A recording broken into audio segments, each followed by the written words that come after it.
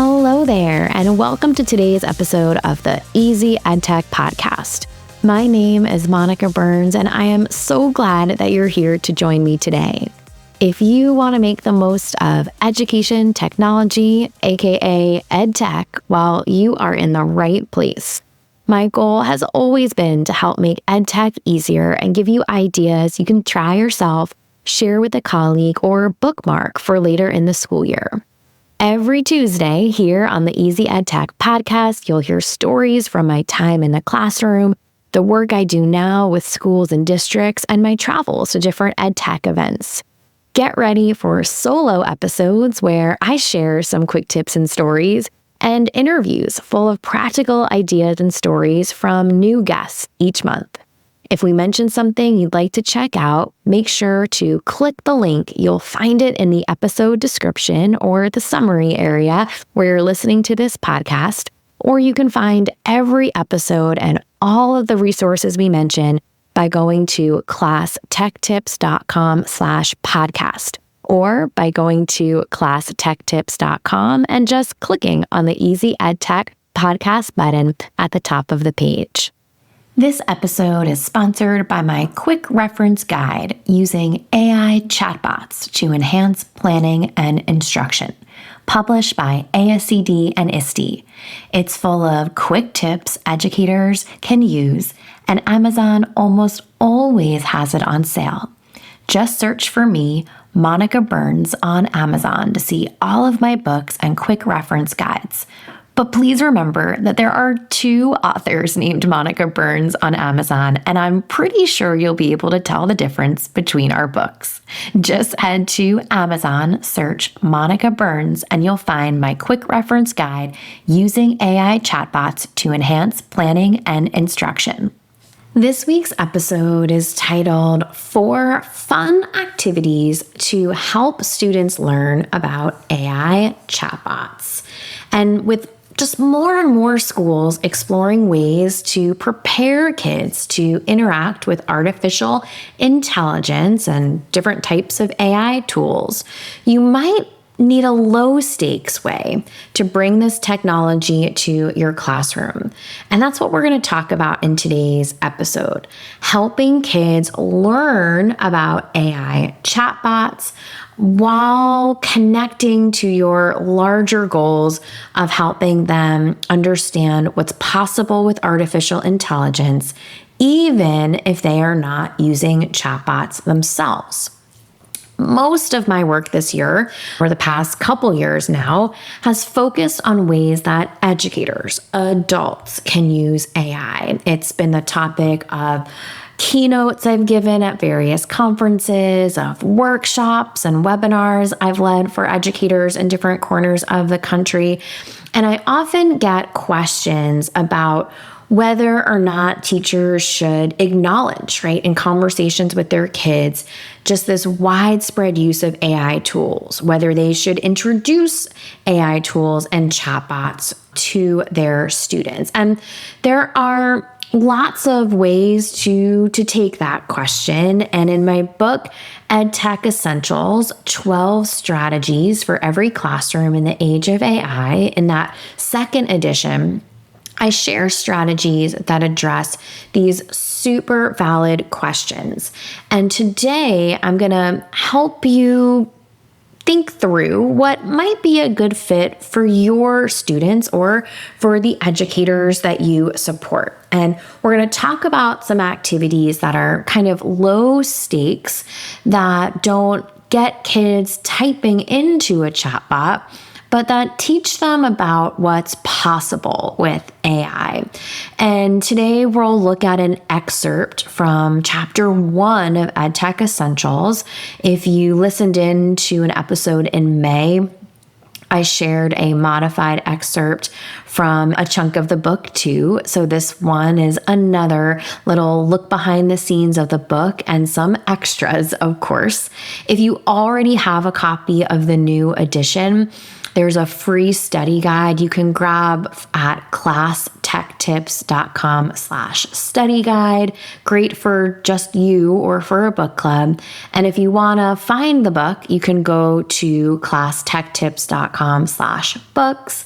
Or, of course, if you're on Amazon, you can search for EdTech Essentials. If you search for Monica Burns, you'll see there is more than one Monica Burns. There's another lady that writes in a very different genre than I do, so you might get a giggle out of that. But I'm there on Amazon, and I'm sure you'll be able to tell right away which books are mine and which books are this other, I'm sure, very nice woman who has some books published and posted on Amazon too. So let's get into this excerpt from EdTech Essentials, and I'll add in a couple extras and shout out some resources as I take you through this quick excerpt together today. If you want to keep students off of chatbots while introducing them to this AI technology at the same time, there are 4 strategies you can use to make it happen. This next little modified excerpt comes from pages 15 and 16 of EdTech Essentials, right in the beginning of the book. Well, the widespread adoption of generative AI has shifted the way we think about traditional searches. If you joined me for episode 321 of the podcast, I talked about keyword searches and how to help kids with keyword searches too. But now, instead of hearing someone use Google as a verb when they say, let's Google the answer, you might now hear someone say, I asked ChatGPT to find the answer. It is essential for students to understand how to navigate online searches when chatbots present a viable option for locating information too. Now, with some exceptions, popular chatbot technologies like ChatGPT, Claude, and Gemini are not designed for students to use in a school setting right now. There are some education versions of these tools that you would deploy at a school-wide or enterprise level. And there are some tools that have chat spaces that mirror what you might see in ChatGPT that are designed for K-12 and have some moderation components for educators too. You might have played with the chatbot Raina inside of Magic School or one of the Spaces experiences inside of School AI. Of course, when you're choosing tools like that for students, you want to make sure that it checks all the boxes for privacy and permissions that your school and district has. So keeping in mind that some of this more popular chatbot technology isn't readily available or approved for all students to use, you might instead model some strategies for conducting queries with a chatbot to prepare students for a time when they'll navigate these tools independently, whether that's inside a classroom, outside a classroom, or with a family member's support. So you can customize the activities we'll go through here in just a moment for your group of students. I've got 4 activity ideas for you. You would just change it up, whether that's the subject matter or a particular goal that you have. So as needed, these 4 are really ready for you to customize. First up is compare and contrast. So you can have students review the results you received from a traditional keyword search and the results of your chatbot query. When I say query, I mean putting in a task or a prompt or a question into a chatbot. Then kids can compare and contrast the results. You can ask them to share their thoughts in a graphic organizer or turn and talk to a partner. And you may even model for them some of the things you notice when you put these 2 side by side. Now, I wouldn't recommend doing this live for students. You want to probably try it out beforehand and choose a good side by side that would facilitate conversation. So anytime we're comparing and contrasting, of course, that conversation might look different with a group of third graders versus a group of ninth or 12th graders, but you might have a couple starter questions or particular things you want to highlight for them or make sure that they notice. The second activity is one where kids provide feedback. You can share the output from a chatbot and have students provide feedback on the response. They can write down what important information is missing or what they would have expected to see based on what you asked. You might even use a few different chatbots, like maybe you use ChatGPT and then Claude and then DuckDuckGo's chatbot and have kids provide feedback on what they see and maybe suggest that one is stronger than another, or provide feedback on how you interacted with the chatbot, which we'll get to in just a moment. Number 3 on our list of activities is a fact check activity. So provide the output of a query of an experience you did with a chatbot for kids to fact check. This is a great opportunity for them to practice those keyword searches I mentioned earlier to fact check the results and evaluate whether the response produced by the chatbot is accurate. Now, if you've joined me for a webinar or for a workshop this year, you might have heard me use the term hallucination to describe when a chatbot makes something up just to give you an answer that sounds good. Now, I'm not really worried about hallucinations when I ask for, say, a list of ideas or to reread an email I'm about to send. When I do worry about hallucinations the most is when I'm asking for something that needs to have accurate information, like make me a timeline of events or something like that. So you might want to use that type of accurate style, right? Something where you need something accurate as an output for this fact check activity. Finally is a rewrite the prompt. This is where you would share with students what you're hoping a chatbot to give you. You could also show them the actual output from the chatbot and then the prompt that you use. So you're giving them a couple pieces of information, maybe all at once or a little bit by a little bit. Then you can ask them to rewrite the prompt to better align with what you were hoping to get or that intended output to help you receive a stronger response.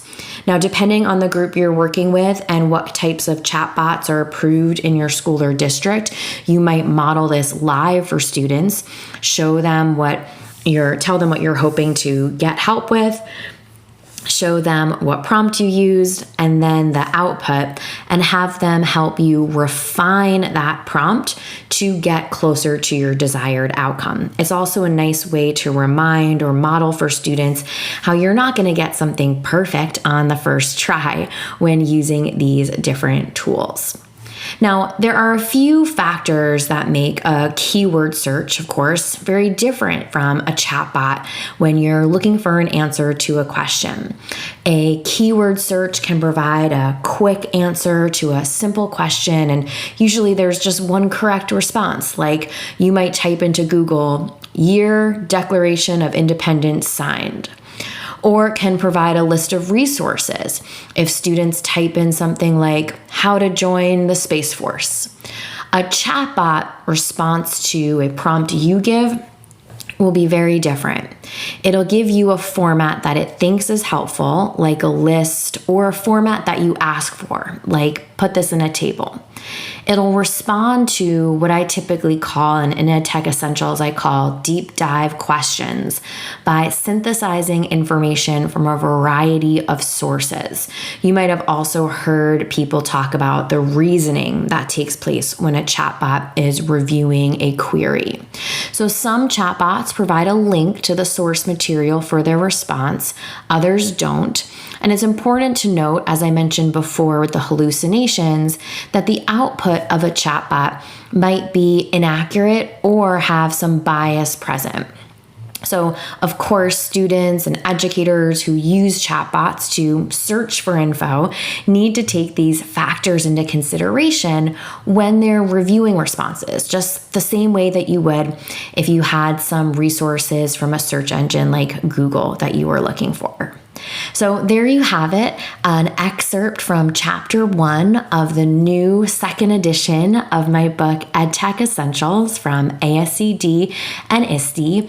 And if you're looking for more strategies, you'll want to head over to my blog, classtechtips.com, and either use the search bar to find some more strategies for all sorts of topics, or if you go to classtechtips.com/AI, it takes you to some AI specific content.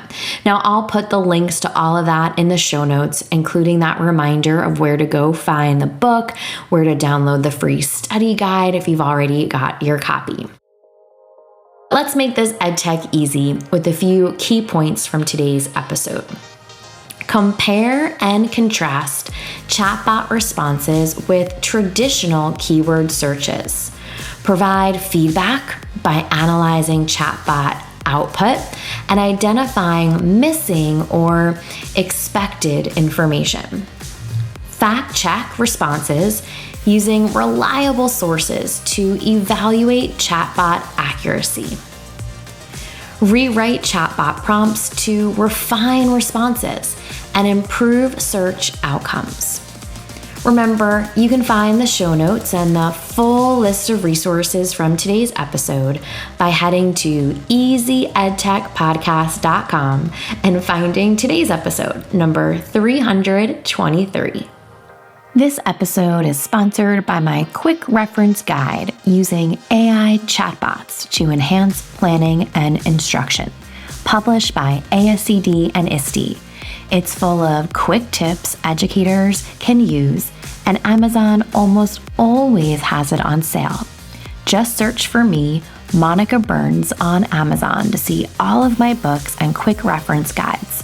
But please remember that there are 2 authors named Monica Burns on Amazon, and I'm pretty sure you'll be able to tell the difference between our books.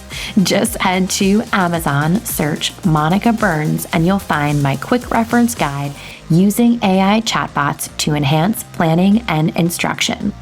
Thank you for listening to this new episode of the Easy EdTech podcast. I love creating new episodes for you each week, but I could use a bit of help spreading the word about the podcast. Can you leave a rating or review on your favorite podcast app?